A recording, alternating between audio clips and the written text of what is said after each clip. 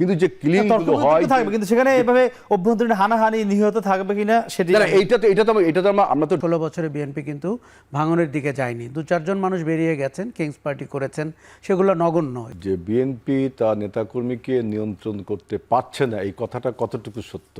আমি হেলাল ভাইয়ের কাছে যাওয়ার আগে একটু আশরাফ ভাইয়ের কাছে ছোট করে জানতে চাইবো যে মানে এই যে আমরা দেখেছি 5 আগস্টের পরে একটি ঐক্যের বাংলাদেশ আবার আস্তে আস্তে অনৈক্যের দিকে গেল। জুলাই গণঅভ্যুত্থানের আকাঙ্ক্ষা থেকে অনেকটা সরে গেল রাজনৈতিক দলগুলো, এখনও সরেই আছে। বেগম খালেদা জিয়া এবার ফিরলেন, আপনার কাছে কি মনে হয়? একে তো তার হাত ধরে আবার ঐক্যটা একটি জায়গায় আসতে পারে কিনা, তেমন কোনো তিনি উদ্যোগ নিতে পারেন কিনা, আপনার কি মনে হয়?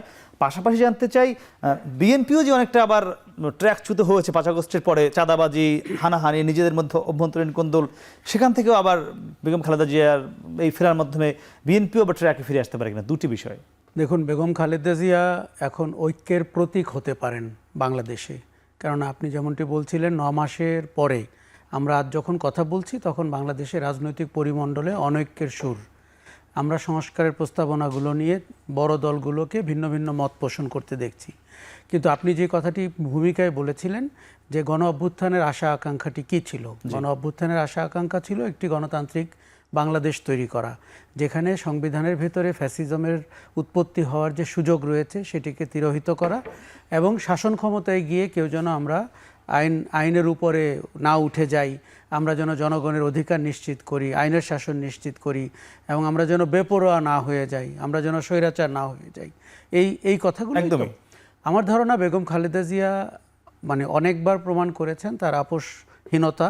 গত 16 বছরে আরও বড় আকারে প্রমাণ করেছেন। কারণ বিএনপি নির্বাচনে যাক, তিনি ক্ষমা চান, রাষ্ট্রপতির কাছে চান, বিদেশে চলে যান, অনেক ধরনের ফাঁদ পাতা হয়েছিল। সেখানে আমরা তাকে দেখেছি দৃঢ়চেতা হতে এবং রাজনৈতিক দলটিকে শক্ত হাতে এক রাখতে। এবং আপনি দেখেন 16 বছরে বিএনপি কিন্তু ভাঙনের দিকে যায়নি। 2-4 জন মানুষ বেরিয়ে গেছেন, কিংস পার্টি করেছেন, সেগুলো নগণ্য, এগুলো কোনো গণায় ধরার বিষয় না। কিন্তু এখন বাংলাদেশে উনি কিন্তু বিএনপি চেয়ারপারসনের উপরে অবস্থান করতে পারেন বা উপরের দিকে যেতে পারেন। দেশে এই মুহূর্তে কিন্তু রাজনৈতিক কোনো অভিভাবক নেই, এবং যিনি বাংলাদেশের সব মতপথের মানুষকে রাষ্ট্রের জন্য ভালো বাংলাদেশপন্থী একটি রাজনীতির দিকে পরিচালিত করতে পারেন।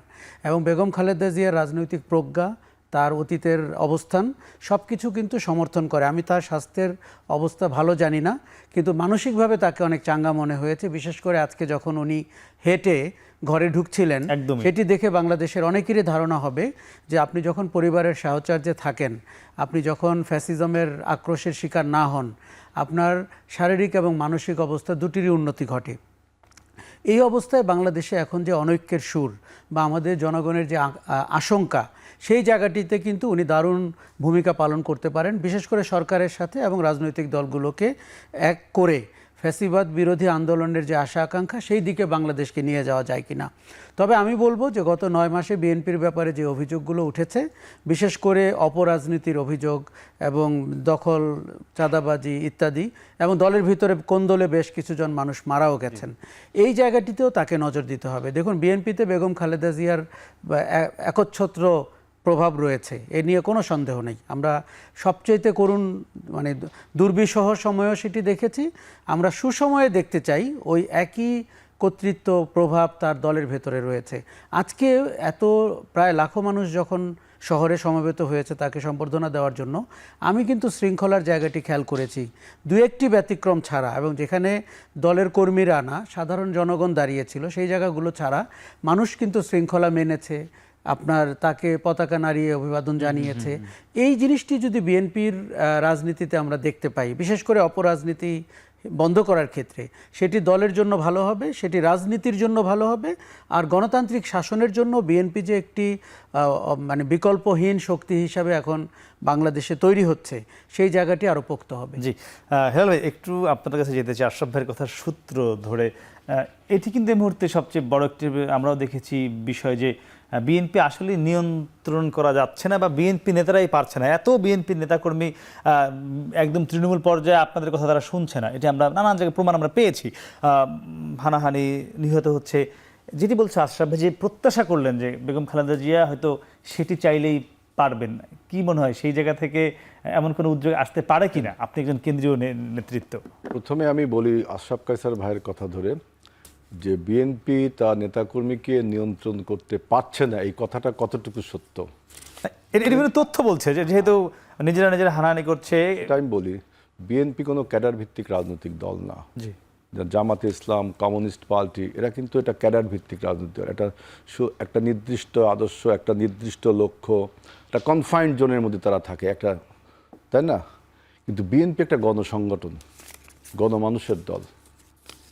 এখানে নানান পথ মত এর লোকজন আমাদের এই গণসংগঠনে অংশগ্রহণ করে। এবং মনে রাখবেন যে এই যে আমাদের এখন যে বললেন যে অনৈক্য, তর্ক বিতর্কের ফলে, এটাও কিন্তু আমি একমত না। কারণ where there is chaos there is opportunity. তর্ক বিতর্ক থাকবে, সেখান থেকে ভালো কিছু বের হয়ে আসবে। সুতরাং আমাদের গণ অভ্যুত্থানের শক্তির মধ্যে অনৈক্য, এটা আমি পরে বলবো। আমাদের দলের ভিতরে যে কথাগুলো বলা হচ্ছে, আমাদের দল, আপনি দেখেন সেই বিষয়গুলোকে কি অ্যাকসেপ্ট, আপনি যেটা বলেন আমরা অ্যাকসেপ্ট করছি না, অ্যাকসেপ্ট করছি, বহিষ্কার উই আর নট ডিনাইং, আমরা ডিনাই করছি না, এবং আমরা তদন্ত সাপেক্ষে ব্যবস্থা নিচ্ছি। জি, আমাদের কাছে যদি আইনি ক্ষমতা থাকতো তাহলে আমরা আইনি ব্যবস্থা নিতাম, এবং আইনি ক্ষমতা যার হাতে তিনি কিন্তু নিচ্ছেন না, এটা আর একটা প্রশ্ন। গণসংগঠনের এই যে মতভেদ, আপনার দল কিভাবে পরিচালিত হবে, কিনি দলের প্রধান হবেন, এটা মতভেদ থাকবে। এইগুলো কেন্দ্রীয় নেতৃবৃন্দ আপনি দেখবেন যে অ্যাড্রেস করছে কিনা, অ্যাকসেপ্ট করছে কিনা, ডিনাই না করে। কিন্তু পাশাপাশি দেখেন বাংলাদেশে আরও অনেক রাজনৈতিক দল রয়েছে, আগেও ছিল, তারা কিন্তু এগুলো অ্যাকসেপ্টও করেনি, তারা এগুলো মানে ডিনাই করতো সবসময়। এই যে ডিনায়াল একটা টেন্ডেন্সিতে ভুগত, আমরা সেটা অ্যাকসেপ্ট করছি এবং সেই ব্যবস্থা নিচ্ছি।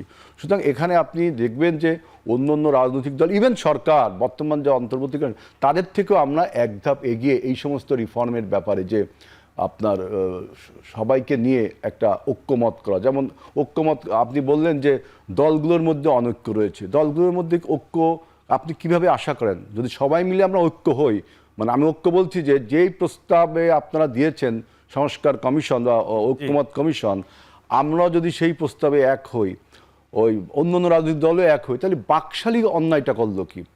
সবাই যে এক হবে, আমার একটা ইডিওলজি আছে, আমার একটা পলিটিক্যাল প্রোগ্রামস আছে, আপনার ইডিওলজি এবং প্রোগ্রামের সাথে মিলবে না, এটাই তো স্বাভাবিক নাকি?